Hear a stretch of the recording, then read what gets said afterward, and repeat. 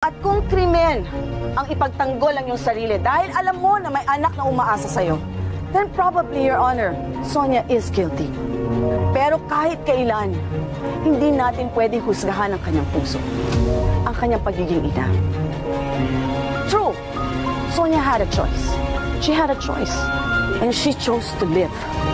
She chose to live, Your Honor, for her son.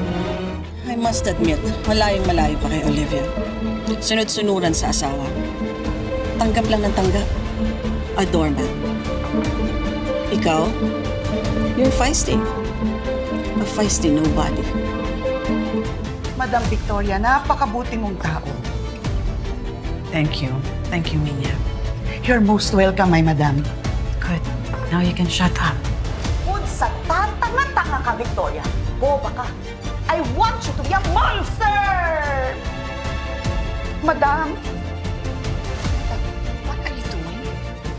monster po yung mga maintenance. They don't clean your table, your chair, Madam Congresswoman.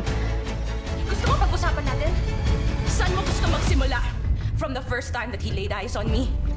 I don't want to hear this. From the first time that he entered my room? Stop it. Or let's start from the time na nakita mo siya ginagawa yung kayo pa na yun sa akin pero wala kang ginawa. Stop it! Di wala kang sinabi hindi isang salita. Stop it!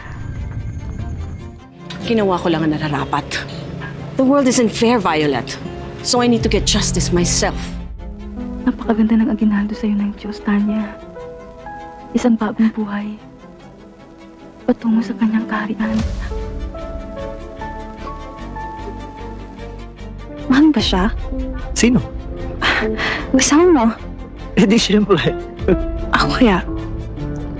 Pwede mo rin kaya akong mahalin? Kahit konti? Joy, hirap na ako. Joy! Ngayon na tayo nagkakilala, yayayain mo na ako lumabas. Cheap ba tingin mo sa akin? Wala namang lalaki dito eh. Magkwento ka naman. Sakit siya! Wala akong pakalam! Anong mali ko kung nagsasakit? Talaga para maawa ka sa kanya? Para maawa ka sa kanya? Janet!